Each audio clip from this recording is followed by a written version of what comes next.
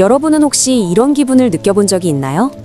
분명 나는 최선을 다해 친절했고 상대의 기분을 맞췄으며 공동체의 평화를 위해 내 목소리를 낮췄을 뿐인데 어느 순간 정신을 차려보니 내가 그들의 감정 쓰레기통이 되어 있거나 당연하게 부려먹어도 되는 편리한 도구가 되어버린 그 불쾌한 감각 말입니다. 분명 나쁜 의도는 아니었을 겁니다. 그저 좋은 사람이 되고 싶었을 뿐이죠. 갈등을 만들고 싶지 않았고 타인에게 해를 끼치기보다 내가 조금 손해보는 게 마음 편하다고 생각했을 겁니다. 하지만 세상은 참 얄궂게도 당신의 그 선한 의지를 자격이 아닌 만만함으로 번역하곤 합니다. 당신이 건넨 배려가 상대에게는 침범해도 된다는 허가증으로 읽히는 비극. 오늘은 그 지독한 오역의 심리학, 우리가 왜 타인에게 만만한 존재가 되는지, 그리고 그 굴레를 어떻게 끊어내야 하는지, 그 뒤에 숨겨진 서늘한 진실을 다부의 시선으로 해독해보려 합니다. 첫 번째 코드는 투명한 경계선입니다. 심리학에서는 이를 침투성 경계, permeable boundaries라고 부르곤 하죠. 만만해 보이는 사람들은 대개 자신의 울타리를 치지 않습니다. 누군가 무례한 농담을 던졌을 때 가슴속은 부글부글 끓어오르지만 겉으로는 어색하게 웃어넘기곤 하죠. 에이, 뭘 그런 멸을 해 라며 농담처럼 받아치려 했습니다. 하지만 그 미소는 상대에게 치명적인 신호를 보냅니다. 여기까지 들어와도 괜찮아. 나는 화낼 줄 모르는 사람이니까. 내 영토는 공짜야. 공격성이 완전히 거세된 친절은 야생에서 먹잇감의 신호와 다를 바 없습니다. 당신의 그 좋은 게 좋은 거지 라는 마인드가 사실은 상대 안에 잠들어 있던 무례함이라는 괴물을 깨우고 있는 것일지도 모릅니다.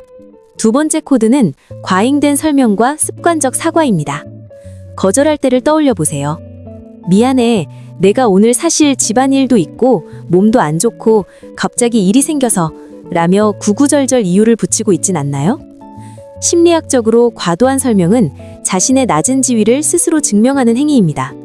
권력을 가진 자는 짧게 말하고 허락을 구하는 자는 길게 말하곤 하죠.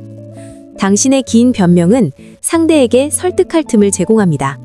상대는 속으로 생각하죠. 아, 이 핑계만 깨트리면 쟤는 내 말을 듣겠구나.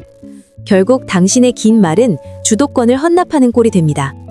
사과하지 않아도 될 상황에서 죄송합니다를 연발하는 순간 당신은 상대의 무의식 속에 내가 이 사람보다 우위에 있다는 확신을 심어주게 됩니다. 세 번째 코드는 타인의 평판에 위임된 자아입니다. 소위 피플 플리저라 불리는 이들은 타인의 실망을 죽음보다 두려워합니다. 내가 나를 정의하는 것이 아니라 타인이 나를 착한 사람, 법 없이도 살 사람이라고 불러줘야만 비로소 안도하는 것이죠. 상대는 본능적으로 이 갈증을 알아챕니다. 그리고 당신의 그 인정 욕구를 인질 삼아 당신을 통제하기 시작하죠. 너처럼 착한 애가 이것도 안 해줘? 너 변했구나 라는 말 한마디에 죄책감을 느끼며 무너지는 당신의 모습. 그것이 바로 관계의 비대칭이 발생하는 지점이자 만만함이 권력으로 고착화되는 순간입니다. 우리는 흔히 배운 대로 믿고 싶어 합니다. 내가 진심으로 대하면 언젠가 알아주겠지. 착하게 살면 복이 오겠지 라고 말이죠. 하지만 심리학적 통찰은 우리에게 정반대의 이야기를 들려줍니다. 인간의 뇌는 생각보다 게으르고 때로는 잔인할 정도로 이기적입니다. 잘해주는 사람에게 고마움을 느끼기보다 그 호의를 당연한 상수로 설정하고 더 자극적인 것을 요구하는 것이 인간의 본능에 가깝기 때문이죠. 사람들이 흔히 하는 착각이 있습니다. 내가 더 착해지고 더 많이 베풀면 언젠가 나를 무시하지 않겠지라는 생각입니다. 하지만 틀렸습니다. 해결책은 더 선해지는 것이 아니라 나를 함부로 대했을 때의 비용을 인지시키는 것에 있습니다. 경제학적 관점에서 보면 만만한 사람이란 공격해도 리스크가 없는 대상입니다. 당신을 함부로 대했을 때 아무런 사회적, 심리적 손해가 발생하지 않는다면 무례한 사람들은 굳이 당신을 존중하는 데 에너지를 쓰지 않습니다. 오히려 자신의 스트레스를 배출하는 타겟으로 삼죠. 진정한 존중은 사랑이 아니라 상대가 나를 함부로 대했을 때 잃게 될 관계의 상실이나 불편한 대가라는 두려움에서 시작된다는 사실을 우리는 인정해야만 합니다.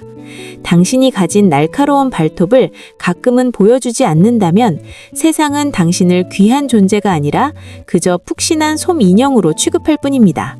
솜 인형은 던져지고 밟혀도 아프다고 소리치지 않으니까요. 그렇다면 어떻게 해야 할까요? 오늘부터 갑자기 성격 파탄자가 되어 소리를 지르고 화를 내야 할까요? 아닙니다. 이것에서 다시 해독해드립니다. 그것은 오히려 당신이 감정 조절조차 못하는 약자임을 증명할 뻔입니다. 우아하게 나를 지피는 법은 의외로 단순하고 정교한 곳에 있습니다. 우선 침묵의 무게를 익히십시오. 상대가 무례한 농담을 하거나 선을 넘었을 때 억지로 웃으며 상황을 무마하지 마세요. 그저 3초간 무표정하게 상대를 응시하십시오. 아무 말도 하지 않는 그 3초의 정적은 세상에서 가장 강력한 압박이 됩니다. 그 침묵의 시간 동안 상대는 자신의 무례함을 스스로 직면하게 됩니다. 당황해서 왜 그래? 농담인데? 라며 먼저 입을 여는 쪽이 지는 게임입니다. 침묵은 당신이 가진 가장 품격 있는 무기입니다. 둘째, 아니요 라는 완성문을 사용하세요.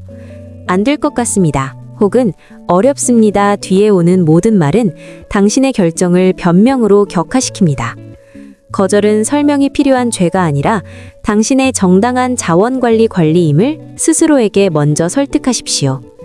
만약 상대가 이유를 묻는다면 개인적인 사정입니다. 혹은 제 원칙상 어렵습니다.로 충분합니다.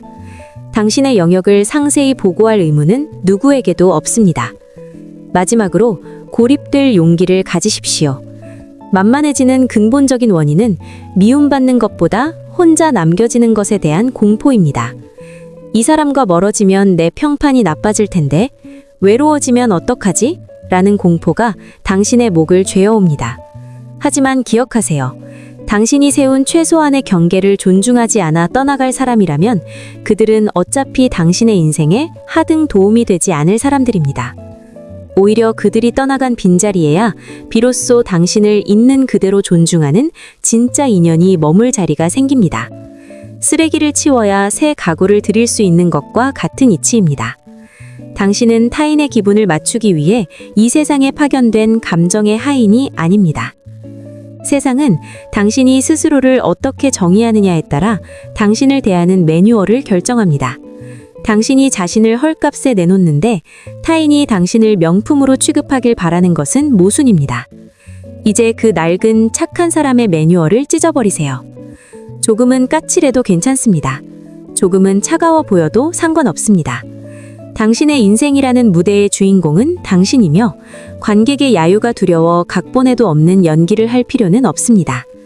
당신의 가치는 누군가의 인정을 통해 구걸하는 것이 아니라 당신이 스스로를 어떻게 지켜내느냐에 따라 증명되는 것입니다. 이해는 이름을 붙이는 것에서 시작됩니다. 오늘 당신이 느꼈던 그 불쾌한 감정에 만만함이 아닌 경계의 재설정이라는 이름을 붙여보시길 바랍니다. 당신의 마음이 길을 잃었을 때 이곳에서 다시 해독해드립니다. 구독과 좋아요로 다부의 통찰과 함께 해주세요. 다부였습니다.